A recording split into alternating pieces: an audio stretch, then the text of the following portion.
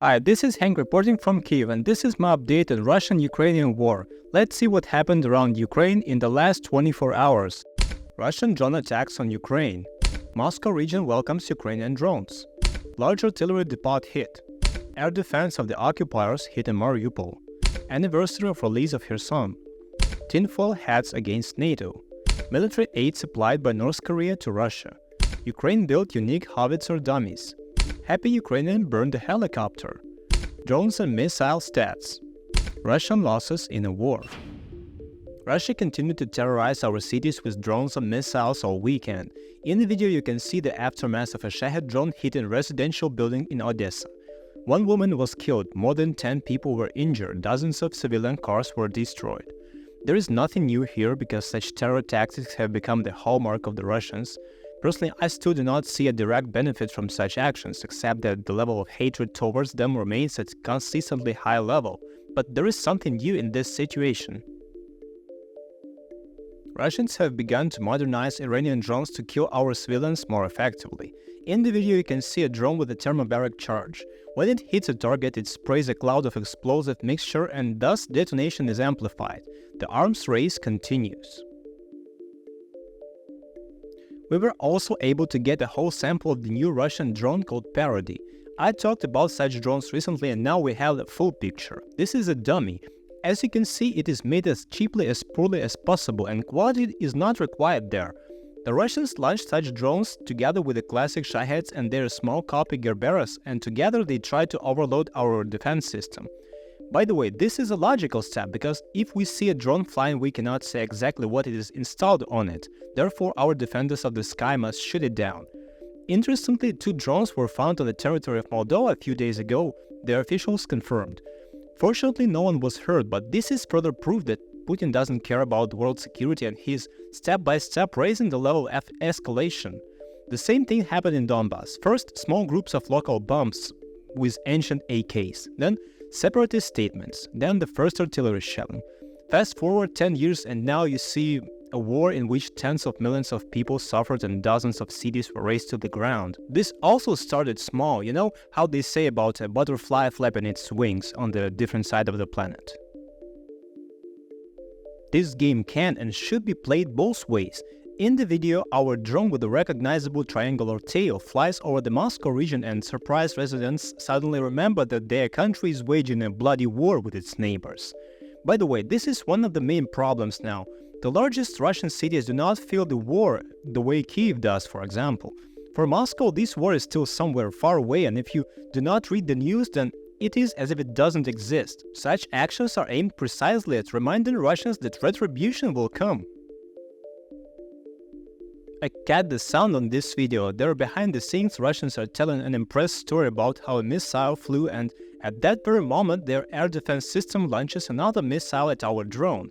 This is a clear example of why you can't film air defense. From such simple videos we know exactly where it is located. For us this video is a gift. Just like similar videos filmed in Ukraine by useful idiots help terrorists kill civilians. In this video you see the work of our new type of forces, which we called Unmanned Systems Forces. This is the first separate branch of the military in the world. Previously it was not separated from the rest. Here is how the ammunition depot of the 1060s Center for Material and Technical Support of the Missile and Artillery Department of the Russian Army in the Bryansk region detonates. This hit was officially confirmed by our general staff and we are expecting details from our intelligence sometime soon. A special news for me. In my native Mariupol, we attacked the air defense system of the occupiers which they placed at our civilian airfield. In this picture I can see where my house was and point out dozens of places important to me. It's so strange to understand that your whole town is not yours now and that it basically no longer exists in the form in which I saw it last time in 2020. Understanding that we are now launching missiles at my city is a strange feeling, and even stranger feeling to be happy about this, because it means that we are one step closer to its liberation. I can convey how this looks in my head. I know in English there is a word bittersweet, and perhaps this is most accurately describes my feeling from this news. Unfortunately, we do not have photographs from the impact site, and the data is based on a statement by the mayor's advisor. I don't really like this person, but getting information from Mariupol is now extremely difficult. To give an idea of how hard it is, I've been trying for a year to get anyone to take a photo of what is left of my house and what it looks like now. This picture below shows my kitchen in the apartment where I was born and raised, and above is what it looked like after the Russians burned our house down. Someone sent this photo to my neighbor and she sent it to me, and at first I said she made a mistake because there are no walls where they used to be. I remember every corner by touch. But she said to look at the window bars that are still there, and yeah, this is my apartment. It's hard to take it in. My things were here, my memories, all these little artifacts from childhood, and everything burned down here. Our cats burned here alive, a woman burned. I don't know the details. According to rumors, the Russians are now restoring this house, but I decided a long time ago that when I get home, I'll burn this place again. It's disgusting to imagine how I can touch with my hands what they will build in my house. These are not just, things, doors, windows, furniture. This is the whole life of one separate family, and as it was for decades, and now someone just came and burned everything, accused us of something, and decided that he can do everything in his own way. No, that won't do. Today, November 11, we celebrate the second anniversary of the liberation of Kherson. It was the only regional center that the Russians were able to capture since the beginning of the full-scale invasion. At that time, we had critical problems with defense, and Russian heavy equipment from Crimea was able to push through our defense in Kherson. After 8 months of occupation, we carried out a successful counteroffensive in the south and liberated the city. It was a very happy event. The whole country was so excited. I was excited. Also, I had never been to this city.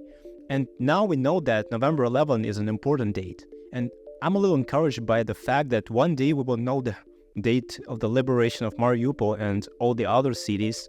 We simply write a huge list with our cities, and there will be the date of occupation and the date of liberation. Every time I write the text for all these news, it seems to me that it's just endless nightmare, but then I find something like this news and it relieves the stress a little bit.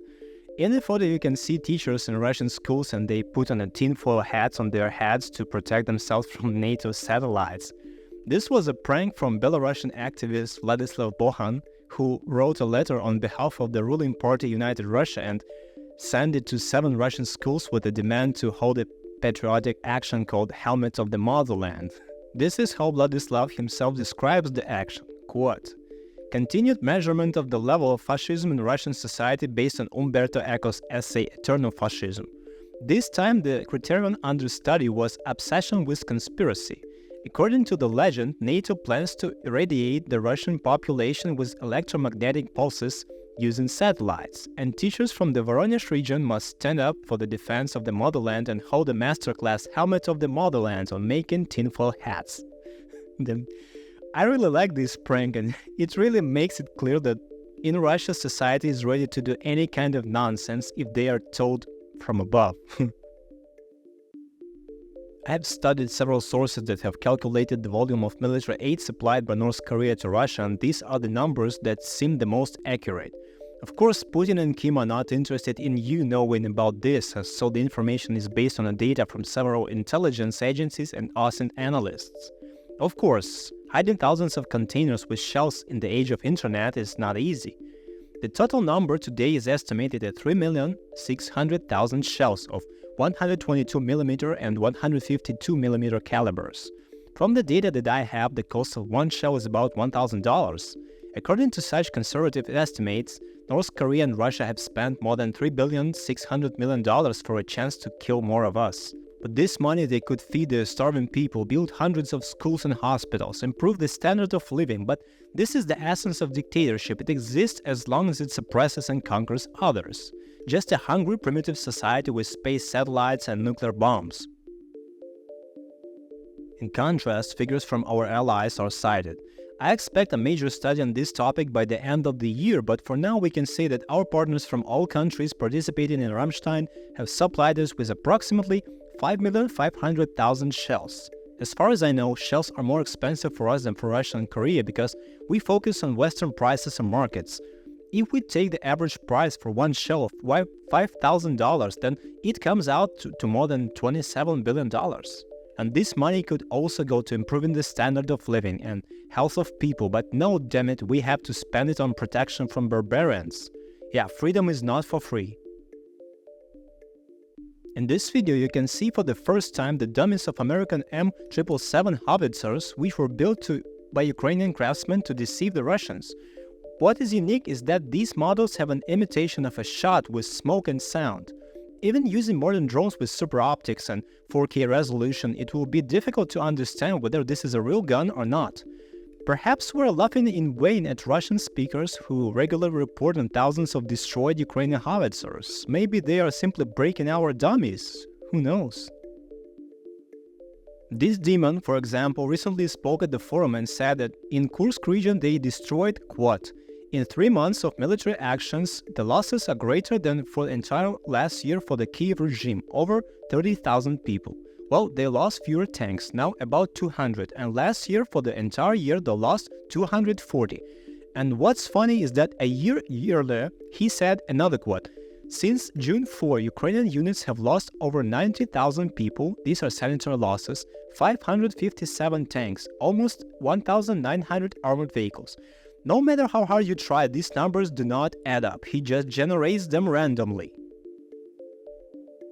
A little good news, that Mi-24 combat helicopter was burned in the Moscow region. Ukrainian intelligence is publishing this video, which was filmed at the Clean 5 airfield.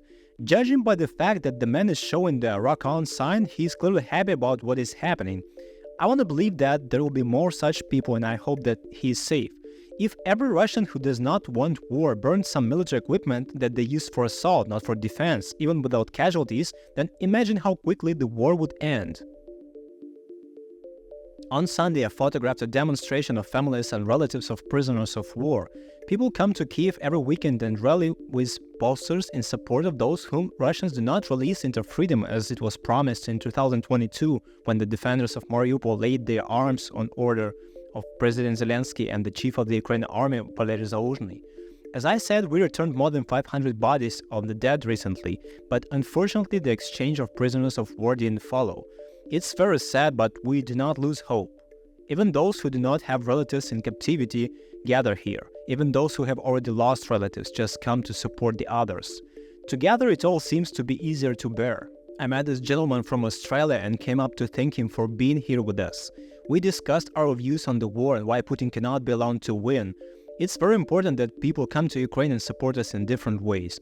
It's important for me to talk to such people and confirm that they are doing an important job. I would like to show photos from Saturday's shoot, but at the moment I cannot do this yet. I'll tell you briefly. I was shooting club fights and fighters came from Turkey, Poland, the Czech Republic, Armenia, Azerbaijan, Nigeria and France.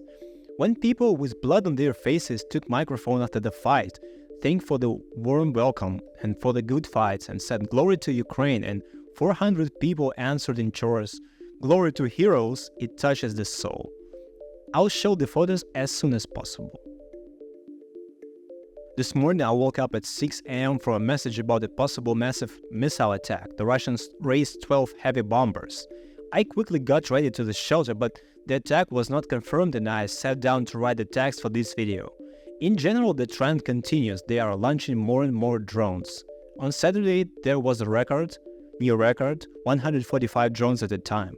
Last night, 74 and a couple of missiles. We shot down 69 drones, but these 5 unfortunately hit residential buildings in Mykolaiv and Zaporizhia in the south. 6 people were killed there, dozens were injured. A missile also hit a high-rise building in Kryvyi Rih. 7 people were injured there, including children.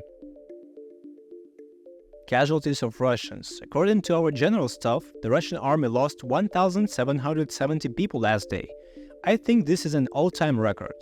Many say that Russians have decided to go all in now due to the weather getting worse and the US election results, and thus seize as much land as possible before making any kind of agreement.